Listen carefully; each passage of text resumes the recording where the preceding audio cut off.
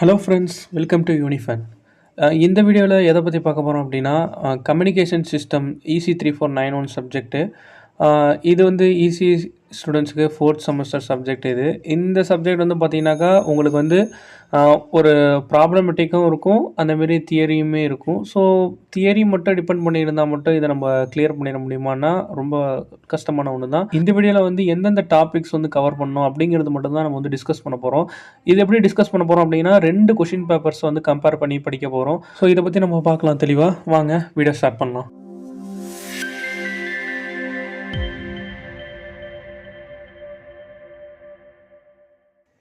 So okay, வாங்க பார்க்கலாம். இப்போ வந்து பார்ட் பியில் வந்து நமக்கு லெவல் ஏல என்ன கொடுத்துருக்காங்க அப்படின்னா, ஸோ லெவல் ஏபி வந்து ஃபஸ்ட் யூனிட் தான். So first unit, second unit, third unit, fourth unit, fifth யூனிட்டுங்கிற மாதிரி தான் அந்த கொஸ்டின் வைஸ் இருக்கும். ஸோ அப்போ வந்து ஃபஸ்ட்டு 11th வந்து ஏல பார்த்தோம்னாக்கா நமக்கு வந்து டிஎஸ்பி எஸ்சி சிக்னல் அதை வச்சு ஒரு ப்ராப்ளம் வந்து கேட்டிருக்காங்க. அதில் என்ன கால்குலேட் பண்ணி சொல்லியிருக்காங்கன்னா, எஃப்சி அதனுடைய வேல்யூ வந்து கால்குலேட் பண்ண சொல்லியிருக்காங்க. அது வந்து என்னென்ன இது கொடுத்துருக்காங்க அப்படின்னா, டிஎஸ்பிசி சிக்னல் வந்து carrier frequency FCC equal to 1 MHz அப்படின்னு சொல்லிட்டு நான் லீனியர் டிவைஸ் யூஸ் பண்ணி இன்புட் அவுட்புட் ரிலேஷன் வந்து கொடுத்துருக்காங்க. ஸோ என்பிஏ கான்ஸ்டன்ட் இப்படி இந்த மாதிரியான ஒரு ப்ராப்ளம் வந்து கொடுத்து இதை வந்து நம்ம சால்வ் பண்ணோம், அந்த மாதிரி இருக்கும். ஸோ இந்த மாதிரியான ப்ராப்ளம்ஸ் எனக்கு ரொம்ப டஃப்பாக இருக்கும். அந்த மாதிரி ப்ராப்ளம்ஸ் வந்து எனக்கு வந்து கொஞ்சம் ஸ்ட்ரகிளாக இருக்கும். எப்படி போடுறது அப்படிங்கிற ஐடியா வராமல் இருக்கும் அப்படின்னா, நீங்கள் தாராளமாக லெவல் பி பார்த்தீங்கன்னாக்கா ஹில்பர்ட் ட்ரான்ஸ்ஃபார்ம்ங்கிறது கண்டினியூஸாக வந்து கேட்டுட்டு வராங்க. ஸோ ஹில்பர்ட் ட்ரான்ஸ்ஃபார்ம் வந்து நீங்கள் அலட்சியமாக விட்டுறக்கூடாது. ஹில்பர்ட் ட்ரான்ஸ்ஃபார்மை வந்து ஒரு ஒரு ஒரு செட் ஆஃப் ஃபங்க்ஷன் வந்து கொடுத்துருவாங்க. அதுக்கு எப்படி ஹில்பர்ட் ட்ரான்ஸ்ஃபார்ம் எடுக்கிறது அப்படிங்கிறத வந்து நீங்கள் வந்து ப்ராக்டிஸ் பண்ணணும். நிறைய சம்ஸ் வந்து ஒர்க் அவுட் பண்ணி பாருங்கள். ஹில்பர்ட் ட்ரான்ஸ்ஃபார்ம் எப்படி எடுக்கிறது, ஹில்பர்ட் ட்ரான்ஸ்ஃபார்ம்னா என்ன, அப்படிங்கிறத வந்து நீங்கள் வந்து ஃபஸ்ட் யூனிட்டில் ஹில்பர்ட் ட்ரான்ஸ்ஃபார்மை நீங்கள் கண்டிப்பாக ஸ்கிப் பண்ணாமல் சிக்னல்னால் என்ன, எஸ்எஸ்பி சிக்னல்னால் என்ன, அதெல்லாம் வந்து பார்த்துருங்க. அதுமாதிரி விஎஸ்பி சிக்னல்னால் என்ன, இந்த மாதிரியான சிக்னல்ஸ்னால் என்ன, அது எப்படி இருக்கும், அதில் என்ன ப்ராசஸ் நடக்குது அப்படிங்கிறத பார்த்துட்டாலும் தியரி கொஷின் கேட்டாலும் உங்களுக்கு வந்து ஈஸியாக வந்து அட்டன் பண்ணலாம். ஸோ இதுதான் வந்து ஃபஸ்ட் யூனிட்டில் இம்பார்ட்டண்டான ஒன்று. ஸோ நம்ம செகண்ட் யூனிட் பொறுத்தவரையில் 12A 12Bயில் என்ன கொடுத்துருக்காங்க அப்படின்னா, நம்ம இப்போ பார்த்துருக்கிறது ஒரு செட் ஆஃப் கொஷின் பேப்பர் தான். இதுக்கப்புறம் இன்னொரு கொஷின் பேப்பர் பார்ப்போம். ஸோ அதில் வந்து என்னென்ன சிமிலராக இருக்குது 2 கொஷின் பேப்பருக்கும் அப்படிங்கிறத வந்து நான் வந்து கடைசியாக கன்க்ளூஷனாக சொல்கிறேன். ஸோ இப்போ 12Aல என்ன கொடுத்துருக்காங்க, அந்த செகண்ட் யூனிட்டில் என்ன கொடுத்துருக்காங்க அப்படின்னா, ஒரு மெசேஜ் சிக்னல் வந்து கொடுத்துட்டாங்க. அந்த வேல்யூ என்னென்னு கொடுத்துட்டு த்ரூ பிசிஎம் சிஸ்டம் வழியாக போகுது அப்படிங்கிறது சொல்லிட்டு, if sampling frequency equal to twice the Nyquist rate and signal to cancellation noise ratio, அதாவது SQNR should be minimum of 22 decibel இருக்கும். அந்த மாதிரி வந்து கொடுத்துட்டு டிரான்ஸ்மிஷன் பேண்ட்வித் அப்படிங்கிறத வந்து கண்டுபிடிக்க சொல்லியிருக்காங்க. டிரான்ஸ்மிஷன் பேண்ட்வித்தும் and signal to noise ratio வந்து இன் டெசிபல்லையும் நீங்கள் வந்து கண்டுபிடிங்க அப்படின்ட்டுருக்காங்க. ஸோ அப்போ வந்து ஃபஸ்ட்டு வந்து இந்த மெசேஜ் சிக்னல் MT வந்து கொடுத்துருக்காங்க அப்படிங்கக்குள்ள, அதுக்கப்புறம் அதை SQNR அதாவது சிக்னல் டு நாய்ஸ் ரேஷியோ வந்து இன் டெசிபலில் வந்து இது பண்ணுங்கள். அந்த மாதிரி டிரான்ஸ்மிஷன் பேண்ட்வித்தோட ஃபார்முலா உங்களுக்கு தெரிஞ்சிருக்கணும். இந்த மாதிரியான இதை வந்து பார்த்து வச்சுக்கிட்டீங்க அப்படின்னா இதுவுமே ஒரு ப்ராப்ளம் தான். ஸோ இந்த ப்ராப்ளம் வந்து எனக்கு ப்ராப்ளம்னா கொஞ்சம் அந்த இது சால்வ் பண்ண இந்த மாதிரியான ப்ராப்ளம்ஸ் வந்து கொஞ்சம் டஃப்பாக இருக்கும் அப்படின்னு தோணுச்சுன்னா, கண்டிப்பாக ரொம்ப ரொம்ப இம்பார்ட்டண்ட்டாக செகண்ட் யூனிட்டில் நீங்கள் என்ன பார்க்கணும் அப்படின்னா, நைக்விஸ்ட் சாம்பிளிங் ரேட் வந்து கண்டினியூஸாக நான் சொன்ன மாதிரி எப்படி ஹில்பர்ட் ட்ரான்ஸ்ஃபார்ம் வந்து கேட்டாங்களோ ஃபஸ்ட் யூனிட்டில், செகண்ட் யூனிட்டில் வந்து நைக்விஸ்ட் சாம்பிளிங் ரேட் வந்து நீங்கள் கண்டிப்பாக வந்து பார்த்துடணும். ஒரு செட் ஆஃப் ஃபங்க்ஷன் வந்து XT கொடுத்துட்டு இந்த ஃபங்க்ஷனுக்கு வந்து நீங்கள் நைக்விஸ்ட் சாம்பிளிங் ரேட் வந்து கண்டுபிடிங்க அப்படிங்கிற மாதிரி சொல்லிடுவாங்க. பொறுத்தவரை நைக்விஸ்ட் சாம்பிளிங் ரேட்னா என்ன, நைக்விஸ்ட் சாம்பிளிங் ரேட் வந்து எப்படி கால்குலேட் பண்ணுறது ஒரு செட் ஆஃப் ஃபங்க்ஷன் கொடுத்துட்டா அப்படிங்கிறத வந்து நீங்கள் நிறைய சம்ஸ் வந்து ஹில்பர்ட் ட்ரான்ஸ்ஃபார்முக்கு எப்படி நம்ம வந்து சால்வ் பண்ண இது நீங்கள் வந்து பார்க்க சொன்னோம். அதே மாதிரி இதுக்குமே நைக்விஸ்ட் சாம்பிளிங் ரேட்டுமே பார்த்துருங்க. ஸோ இதுதான் வந்து செகண்ட் யூனிட்டில் வந்து இருக்குது. ஸோ தேர்ட் யூனிட் வந்து பார்த்தோம்னாக்கா நமக்கு வந்து ரெண்டுமே வந்து ஒரு தியரி மாதிரியான கொஷின்ஸ் வந்து இங்கே இருக்குது. So DPCM transmitter and receiver detail வந்து 13Bயில் இருக்குது. ஸோ டிபிசிஎம் வந்து கண்டிப்பாக நீங்கள் வந்து ஒரு ஃபஸ்ட்டு ப்ரியாரிட்டி கொடுத்து தேர்ட் யூனிட்டில் வந்து முடிச்சிருங்க.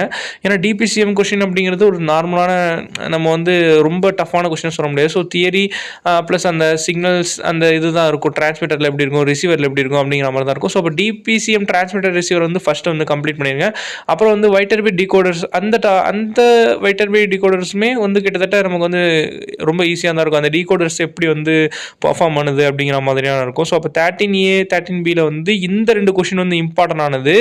நான் ஏன் இந்த 2 குறிப்பிட்ட கொஷின் மட்டும் சொல்கிறேன், வேறு எந்தெந்த கொஷினும் இல்லையா அப்படின்னா இருக்குது. அதாவது தேர்ட் யூனிட்டை பொறுத்தவரை டிரான்ஸ்மிட்டர் ரிசீவர் சம்மந்தமாக எந்தெந்த கொஷின்ஸ் வருதோ அதை நீங்கள் மேக்ஸிமம் வந்து கவர் பண்ணுறது நல்லது. ஏன்னா இதில் வந்து டிபிசிஎம் டிரான்ஸ்மிட்டர் ரிசீவர் கேட்டிருக்காங்க. பட் நமக்கு கேட்குறது அது மற்ற இது கேட்குறதுக்கும் வாய்ப்புகள் வந்து அதிகமாக இருக்குது. ஸோ அப்போ வந்து டிரான்ஸ்மிட்டர் ரிசீவர்னு என்னென்ன இருக்கோ முடிஞ்ச அளவுக்கு அதெல்லாம் வந்து கவர் பண்ண பாருங்கள் தேர்ட் யூனிட்டில். அதேமாதிரி வந்து கண்டிப்பாக வெட்டர்பி டிகோடர் சொல்லிட்டு அதில் வந்து உங்களுக்கு 1-2 ப்ராப்ளம் இருந்தாலும் இருந்ததுன்னா பார்த்துருங்க. அந்தமாரி இது தியரியாகவும் வந்து பார்த்து வச்சுக்கிங்க. ஸோ தேர்ட் யூனிட்டை பொறுத்தவரையில் நம்ம ரொம்ப இம்பார்ட்டன்ட் சொல்கிறது டிரான்ஸ்மிட்டர் ரிசீவர் சம்ஸ் தான், அதாவது தியரிஸ் தான். தியரிஸாகவும் கேட்கலாம். சம் வந்து தேர்ட் யூனிட்டில் வந்து ப்ராப்ளம் வந்து கேட்குறது வந்து சான்சஸ் வந்து இருக்குது. ஸ்பிளிட்டில் வேணால் வந்து ஒன்றாவது வந்து தியரி வர எக்ஸ்பெக்ட் பண்ணலாம். ஸோ அப்போ வந்து தேர்ட் யூனிட்டில் இந்த இம்பார்ட்டன்ட் டாபிக்ஸ் இப்போ சொன்னது வந்து கவர் பண்ணிடுங்க. ஸோ அடுத்தது ஃபோர்த் யூனிட் வந்து பார்க்கலாம். ஃபோர்த் யூனிட் பார்த்தோன்னா நமக்கு வந்து டிஃப்ரென்ஸ் பிட்வீன் எம்ஏஆர் QAM அதேமாரி பிஎஸ்கே QAM PSK அப்படி சொல்லிட்டு explain it constellation diagram for different value of M = 2, 4 and 16 கொடுத்துருக்காங்க. கான்ஸ்டலேஷன் டயக்ராம் வந்து ஃபோர்த் யூனிட்டில் கம்பல்சரியாக கான்ஸ்டலேஷன் டயக்ராம்னா என்ன, அது எப்படி நம்ம வந்து அந்த டயக்ராம் வந்து போடுறது, அந்த மாதிரியான அந்த கான்ஸ்டலேஷன் டயக்ராம் வந்து QAM அது போக வந்து செப்பரேட்டாக QAMனா என்ன, PSKனா என்ன அப்படிங்கிறதையும் நீங்கள் வந்து தியரிஸாக வந்து பார்த்து வச்சுக்கணும்.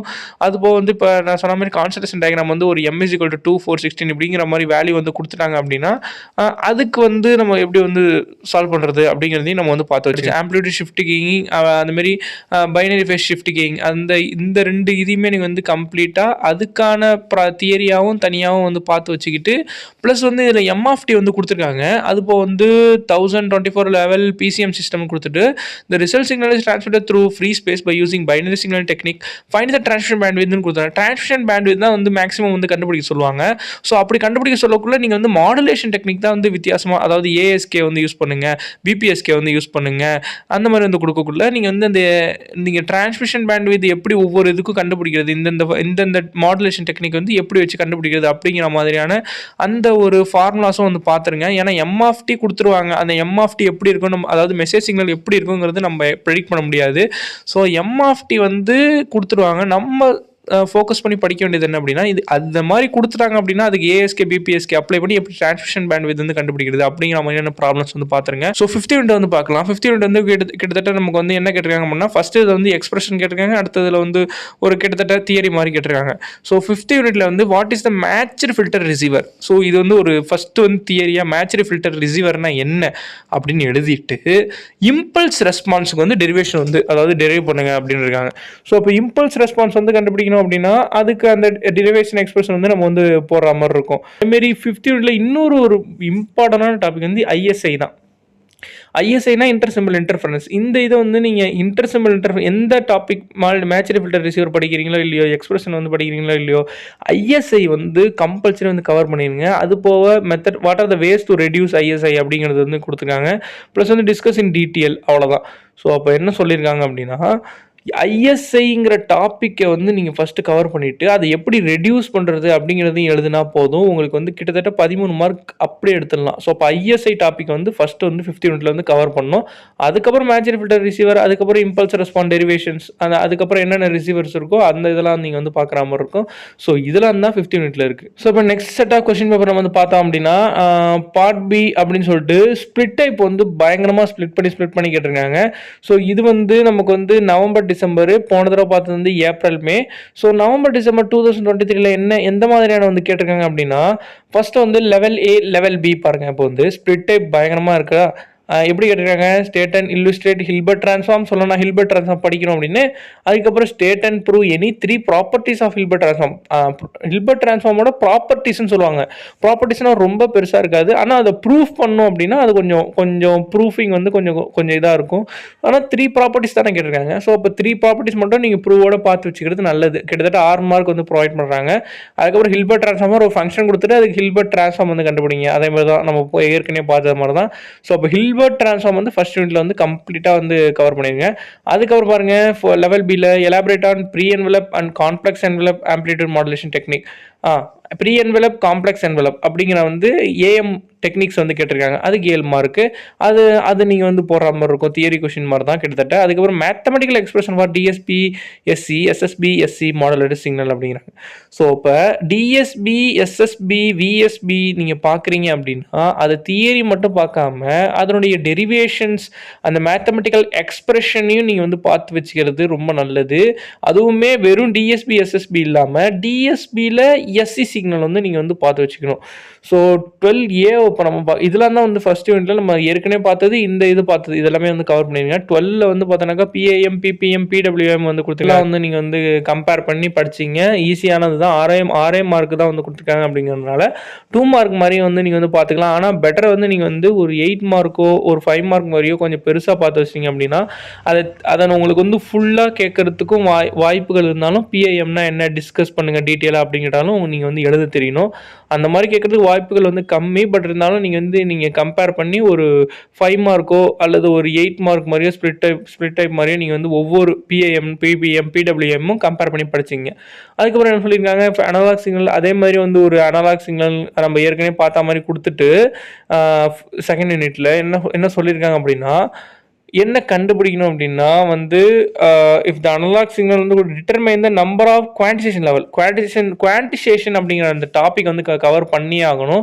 குவான்டிசேஷன் லெவல், குவான்டிசேஷன் நாய்ஸ் இதெல்லாம் வந்து நம்ம பார்த்தோம் இல்லையா. ஸோ அதேமாதிரி குவான்டிசேஷன் எரரும் வந்து இந்த இதில் வந்து போட்டுட்டு அண்ட் இட்ஸ் பைனரி கோட் வந்து analog code 7.4 and its binary கோடுமே வந்து நீங்கள் வந்து இது பண்ணணும் அப்படின்னு சொல்லியிருக்காங்க. ஸோ அப்போ வந்து பட் செகண்ட் யூனிட்டை பொறுத்தளவில் நான் போனதில் என்ன சொன்னேன், நைக்விஸ்ட் ரேட் வந்து கண்டிப்பாக பார்த்துருங்க அப்படின்னு நான் சொன்னேன் பார்த்தீங்களா.